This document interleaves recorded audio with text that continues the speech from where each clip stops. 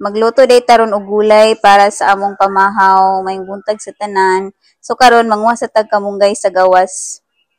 Mao na ni ang atong kamunggay. Dako na gid siya. Thank you Lord. Na gid tay mautan. Magkuha lang tag pila ka palwa ani. So mao na ni sakto ra ni namo. Kuha lang na kog mga 5 ka palwa. So mao na ni akong nakuha karon. So mao day ni atong mga sagol, kamunggay, kalabasa ug batong unya butangan din natong kukuma magata.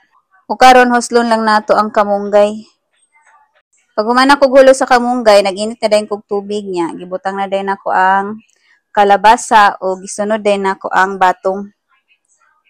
So bukal na gid kaayo. Takloban usa nato hantod malata. Unya, tagtaod malata na, ibutang na dayon nato ang kamunggay. So mao ni ang kamunggay nga atong gihulos ganina. Nya butangan na dayon nato og kukuma mga fresh gata. Dili lang ni nako hutdon kay daghan ra man kaayo. So maora to. Pabukalo na lang nato. Wow. So wala lang isubak karon ang atong gulay kanilang sa lami ra maghapon kay naman siya tuno.